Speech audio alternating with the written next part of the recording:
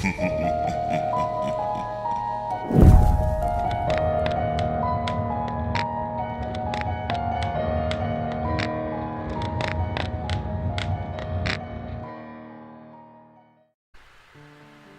5. Sleep tight. I am shaking as I write this. I was released by the police less than 2 hours ago, and I am compelled to record the events of the past day and night as quickly and as accurately as I am possible.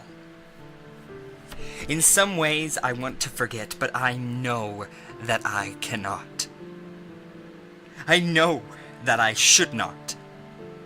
For my own sanity, I must divulge what has happened. It is far, far too important. Should I ever allow myself to be swayed by the mechanical, rational nature of the world once again, these words should serve to remind me that what is unseen is both mysterious and frightening. After Mary left, I knew that I had lost her forever. But rather than be consumed by depression and inaction, I was invigorated by one purpose, by one thought, by one idea that I knew I had to carry out. I had to destroy that thing, for I could not allow the chance that it may one day hurt my loved ones, or desecrate the innocence of another child. I also knew that I faced death, but feeling that I had already lost everything, that was a small price to pay. It is said that revenge is a dish best served cold, but having waited my entire adult life to be rid of this thing, its memory, and the shadow that it had cast upon me, I met the proposition of killing this fiend, this corrupt and perverted force, with a warm and passionate smile on my face. That night, it would be dead, even if I had to drag it to hell with me. Busying myself for the next few hours, I packed a bag and wrote a letter to Mary and my family, explaining what had happened, and that they weren't to blame. I phoned my mother and father, and then my brother, just to hear their voices one last time, but I did not let on that I thought I might never see them again. My mother's intuition led her to ask if everything was all right, and I smiled and told her I loved her before reluctantly saying goodbye and hanging up. At about 7 o'clock, I made my way out to the car. The sun had already set, and the street seemed eerily quiet, as if the scene of an unattended funeral. I sat in the driver's seat and left the door on the other side open, awaiting my most unwelcome passenger. By 9 o'clock, nothing out of the ordinary had occurred. The place remained deserted, and the cold night air flowing through the open door was beginning to bite. As I sat there, contemplation echoed through my mind. I ruminated on the nature of this cadaverous parasite. One question rose out of a sea of thoughts, towering above all else, unmoving and continuous. Can you kill that which is already dead? I did not know if this was a thing of the grave or some unworldly specter that could be considered alive in some way, but just as I was reevaluating my plan, there it was. It was subtle at first, as always, but there was a small, almost indistinguishable shift in the suspension of the car. Had it been any other circumstance, I would have put this down to a gust of wind pushing and pulling at the chassis, but I was all too familiar with that feeling from all those years ago, as the bunk bed would shift slightly with that thing climbing into the bottom bed. I knew its foul calling card. The air grew denser, as if contaminated by some nearby corpse. It was in the car with me. Unseen, yes, but there nonetheless. As I heard the slightest of whispered breaths from the back seat, I leaned over and calmly closed the passenger door. I turned the key in the ignition, and as I pulled out of the street, I could have sworn I heard a quiet yet distinctly malicious snigger, as of something mocking me. Did it know what I had planned for it? Our destination was not far, but the roaming hills through which our taken country road penetrated rose up and diminished with regularity, a stark reminder of the ominous isolation of night. Occasionally, on the way, I could hear something from behind, but I refused to look for that thing in the dark. Patience. It would not be long before I would confront it. The irony hit me. I was worried about scaring off the same thing that had terrified and tortured me as a child. I had to be resilient, so I drove carefully and calmly through the countryside, swamped by darkness, hoping that my unearthly passenger would not suspect me. I arrived.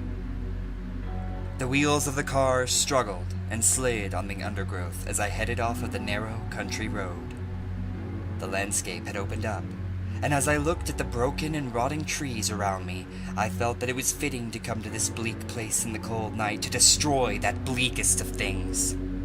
The land suddenly came to an abrupt end, a cliff etched out from an old quarry, looking deep into the black waters of the lake below.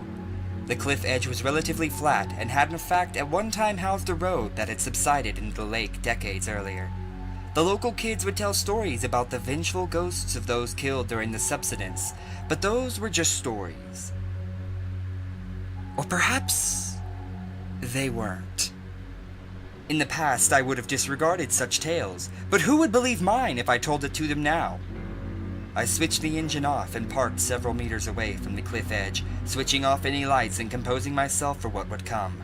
I sat in that car for what seemed a lifetime, the only company given to me being the occasional splash of water against the cliff below. I waited. This thing was smart. Of that there was no doubt. It had toyed with me, relishing the pain and torment it had caused as only something of a coldly frozen intellect could. For this reason, I knew it would suspect me, and perhaps even flee if I brought the car too close to the cliff's edge. I had to wait for it to attack, let it feed, let it revel and gorge itself on me. Perhaps then it would not notice as I slowly plunged the car into that dark, icy water below. I was going to drown the bastard. I had appraised the potential consequences in my head and reasoned that there would be a moment, a singular moment, where I would have a slim opportunity to escape from the car just before it reached the edge. Mary and I used to go there occasionally, a place to be together away from everything else, and it did not look nearly as stark during a summer's day. I therefore had the place in mind and knew it well. The drop was at least 30 feet to the depths below, and I did not want to be in that car as it hit the water, nor trapped inside with that abomination. I waited. And then I heard it. Slowly at first, and then increasing in rate and volume, a rasping, wheezing breath from behind. Strangely, it sounded more labored than before, each breath a struggle, filled with fluid rotten and decayed. A shiver ran up my spine, a rank, foul smell began to fill the air. The breath drew closer from behind. My heart began to race, beating hard and fast as I looked up and saw the windshield begin to ice up from inside. I could see my breath, a natural thing indeed, but what was unnatural was the breath visibly moving across my face from the side. I turned slowly. I wanted to cry, I wanted to leave, run into the night, but I had to stay. I could not allow it to escape. It was sitting in the passenger seat. I was staring at it, and it at me, hunched over, covered by darkness, contorted, gaunt, hands seized as if fighting rigor mortis. It slowly moved toward me. One bony leg cracked and groaned as it slid over my lap and onto the other side. It was sitting on me. It pulled itself in close to me, and through a shard of light provided by the moon, I saw its face. Skin hung from its jagged features. Glassy eyes stared deep into me as its grin spread up through its face, unnaturally wide as a result of its half-rotten flesh, exposing the rotten muscles, broken teeth, and sinews of its rancid smile behind. Pulling closer, it opened its mouth, revealing a wet and putrid tongue that could be seen through part of its missing jaw. Wheezing, breathing heavily, it emitted a foul stench that stung my eyes and filled my mouth, and made me retch as my body attempted to expel the poisonous fumes. As I did so, it stopped for a moment, then cackled to itself, happy, content.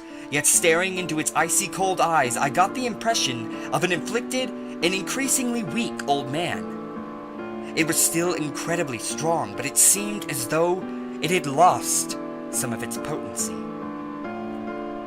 Perhaps leaving that elongated room had somehow affected it. Its long, protruding fingers caressed my face, and then, as a show of intent, it stuck one of them deep into my shoulder. I screamed as it bent and twisted inside of me, the rotting fiend moving its finger to cause the maximum amount of damage and pain that it could. As it did so, its other hand slid down against my body. It touched me. It was time. With my free arm, I turned on the ignition, and though my shoulder was still pinned to the seat, I managed to fight through the pain, put the car into gear, and take off as fast as I could. The creature flailed and screamed. It attempted to climb over me into the back seat, but I held on with all of my strength, the thoughts of what it did to Mary enough to fuel my rage. We raced towards the edge of the cliff, and I eyed the driver's door frantically. As we neared our icy plunge, I screamed in anger as its festering, rancid face and pushed it off of me. It scrambled into the back seat for dear life as I scrambled for mine by unlocking the car door, but it was too late. The car careered over the cliff face, and before I knew it, we hit the dark waters, splitting the black glass-like surface with tremendous force. I should have died then, but an airbag took the brunt of my impact, although I still managed to scrape my head across the doorframe. Dazed, I looked around. The sound that I heard coming from that thing was malformed yet familiar. The squeal of some demonic child soon gave way to the anguish and rage of an ancient intelligence that knew it faced almost certain death. The water was freezing cold and poured in through the now twisted open car door with such force that it winded me. I gasped for air as my unwilling prey now did. It writhed and twisted as it looked for an exit. Spying the open door, it pulled itself through the water toward me. I curled up my fist and smashed it into the thing's face. Pieces of rotten flesh flaked off under the impact as a dark black liquid oozed from the resulting wound. Again it attempted to get past me, and I knew that to keep it in the car long enough to drown, I would have to die with it. I felt numb as the frozen water slipped over my chin. My heart struggled against the cold, and with a sudden surge I was submerged and had breathed my last. I held my breath, but only to compose and ready myself for an icy, suffocating death. I hoped that it would not be painful. My thoughts returned to Mary and my family. An all-consuming sense of sadness and despair overwhelmed me, but as I struggled with that thing, trying to get past me and through the door, grabbing and flailing with its arms, I looked down and saw it. Its leg was trapped between the dashboard and the floor of the car by the impact of the fall, and although it could move, it could not leave. I turned immediately for the door. I could barely see but a foot in front of me in the black water, but there was enough moonlight to light my way. Just as I got to the door, the wretch grabbed hold of me and pulled me back to it. It had given up all hope of escaping, but it wanted me to drown with it. We fought for what felt like an age in that cold, bitter grave as the car slowly sank deeper and deeper into the darkness. I could now feel my body pleading with me to take a breath, to exhale my last gasp of air and then inhale the frozen water. I am happy to say that I used my wits to get out of such a horrible fate. Orienting my body, I pushed my feet against the dashboard with enough force to at last escape the thing's slippery grasp.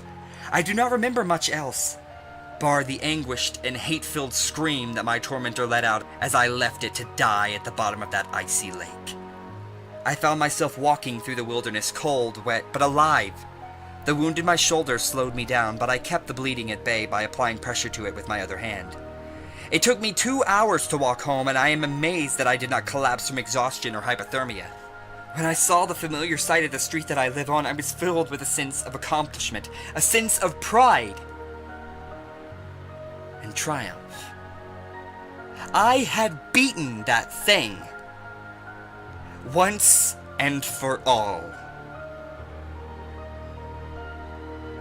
That is, until I went inside my house and found a trail of large, wet footprints leading from the front door to my bed.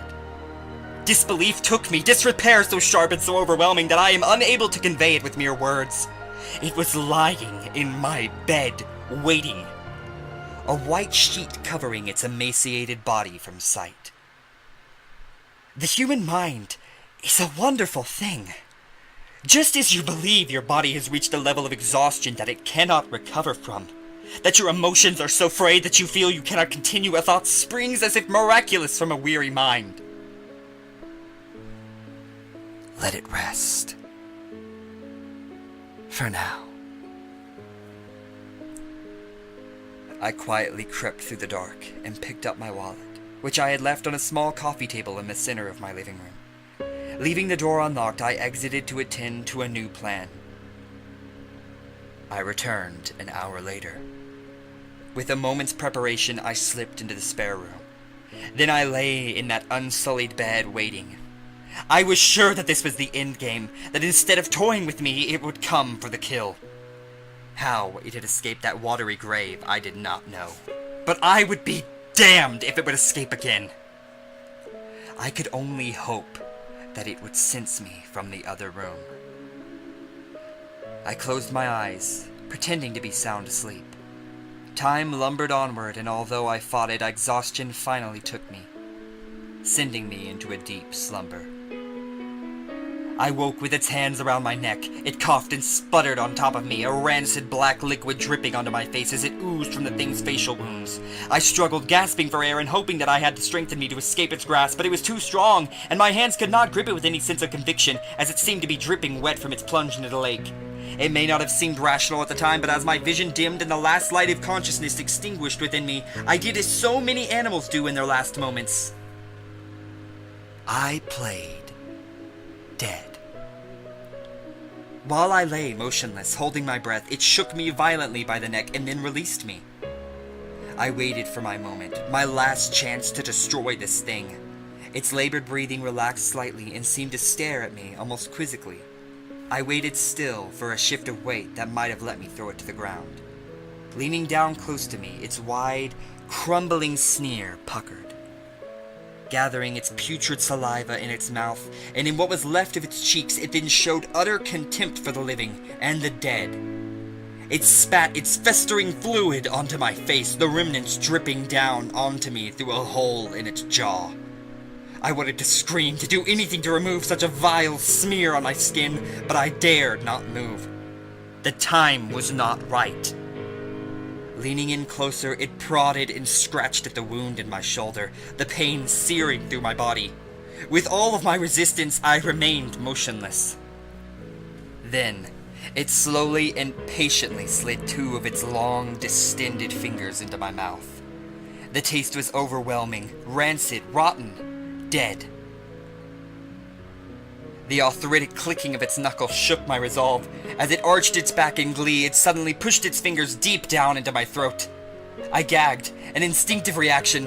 Instead of being shocked, a garbled laugh emanated through its broken teeth as it thrust its fingers deeper into my mouth. I felt its cold, hard flesh scraping against the inside of my throat, pleading without words for it to stop. In our darkest of moments, we sometimes find our true strength. I rolled to my side, using its weight against it, and finally managed to break free. I fell onto the floor, its long reach grasping at my feet. I kicked and screamed and at last was free. It stared at me, only for a moment. Rising up on top of the bed, its brittle bones cracking under its own force, it now towered, tall and gaunt, ready to pounce. Since I was a child, I had been a victim. It had terrorized me, taken my innocence, attacked Mary, and broken my life. I would not stand for it here.